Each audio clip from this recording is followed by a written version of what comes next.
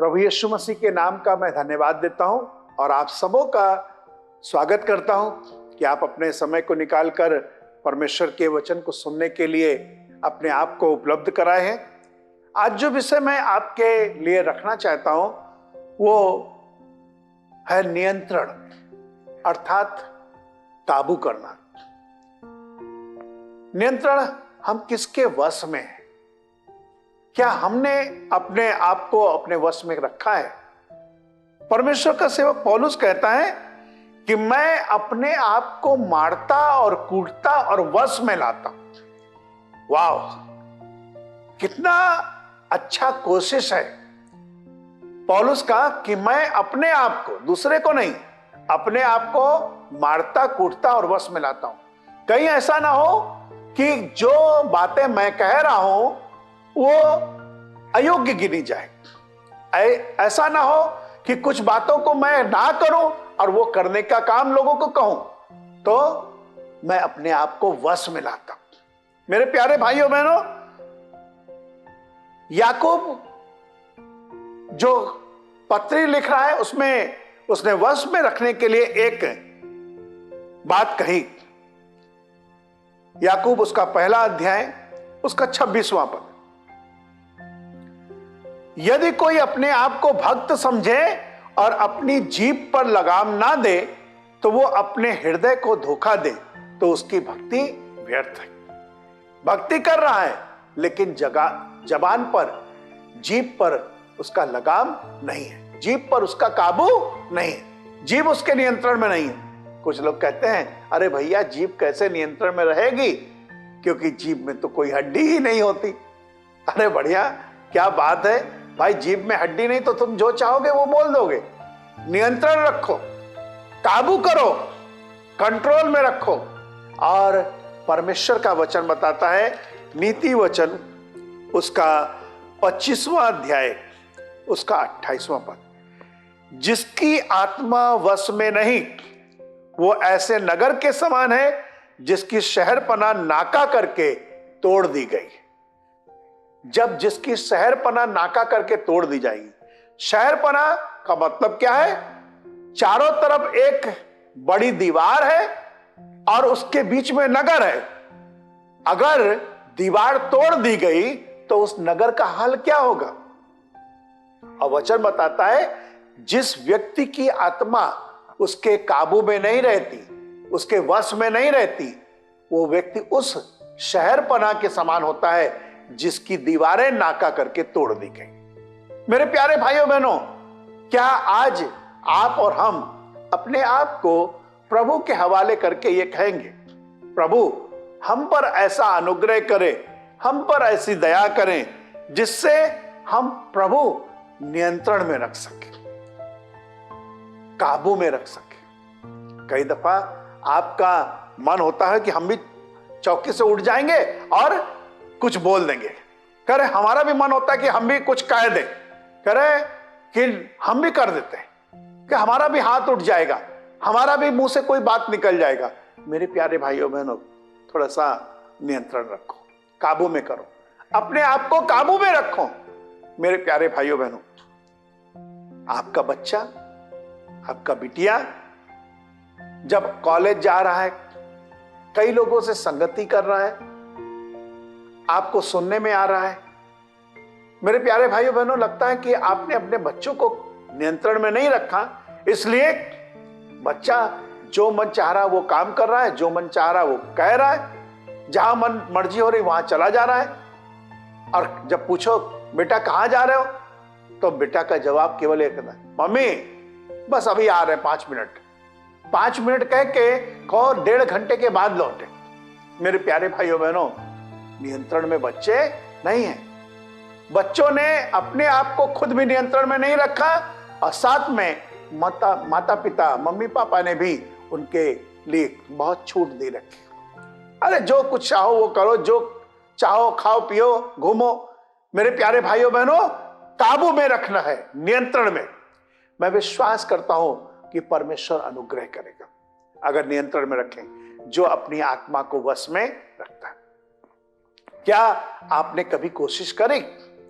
मैं आपको बाइबल के अनुसार 2 जगह लेके चलना चाहता हूं ये नियंत्रण के बारे में।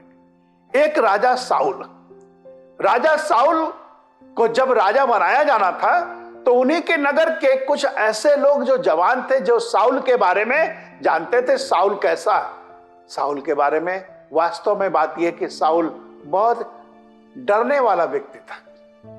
लेकिन अब साउल तो राजा बनने के लिए हो गया है।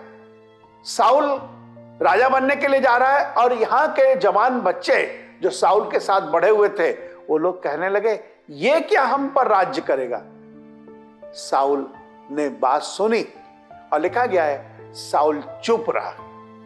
मतलब साउल तो जान गया कि अब तो हम राजा बनने जा रहे हैं, हम चाहे तो अभी इनको मरवा सकते हैं। लेकिन साउल ने अपने आप पर नियंत्रण रखा, काबू में रखना। मेरे प्यारे भाइयों बहनों, आपको पता है यीशु मसीह की आंख पर पट्टी बांधी गई, यीशु मसीह को थप्पड़ मारे गए और यीशु मसीह को कहा गया बोलो, भविष्यवाणी करो। मेरे प्यारे भाइयों बहनों, यीशु मसीह चाहता तो अपनी आंख बंद करके सब बता देता कि किसने मुझे पहले मारा। यीशु मसीह तो पूरा सब कुछ जानता है। लेकिन यीशु मसीह एक भेड़ जो वध करी जाती है उसके समान वो चुप रहा। नियंत्रण कैसे काबू रख सकते हो? अरे इतना तुमको लोग बोल रहे, कुछ तो बोलो। मेरे प्यारे भाइयों बहनों, इतनी बुरी बुरी बातें यीशु मसीह को कही जा रही थी, गालियां बकी जा रही थी। यीशु मसीह को गंदी गंदी बात कहने के बाद भी यीशु मसीह चुप रहा। यीशु मसीह ने अपने आत्मा को कंट्रोल में रखा। जिसकी आत्मा वश में नहीं है वो उस शहरपना के समान है जिसकी दीवारें नाका करके तोड़ दी गई। मैं चाहता हूं कि हर एक व्यक्ति काबू में रखे, खासतौर से अपनी जबान को नियंत्रण में रखे, अपने दिल को नियंत्रण में रखे, अपने दिमाग को ठंडा करके रखे। क्योंकि जब दिमाग गर्म हो जाता है तो हमेशा गलत डिसीजन होते हैं, गलत निर्णय होते हैं और गलत निर्णय हमको नुकसान कराएंगे, हमारे जीवन में कठिनाई को लाएंगे, हमारे जीवन में दर्द को पैदा करेंगे। जब हम नियंत्रण में रहेंगे तो निश्चय हमको आशीष मिलेगी। प्रभु आपके परिवार में बहुत ऐसी आशीष दे।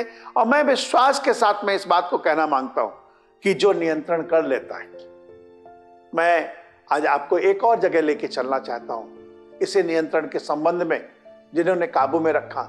उस व्यक्ति का नाम है यूसुफ। अपने जब सब भाइयों को देखा कि वो लोग मिस्र में आए हैं और वो लोग खाना प्राप्त करने के लिए आए, यूसुफ अपने सब भाइयों को देखकर वो चुपचाप जाके एक किनारे रोने लगा। अपनी भावनाओं को उसने काबू में रखा।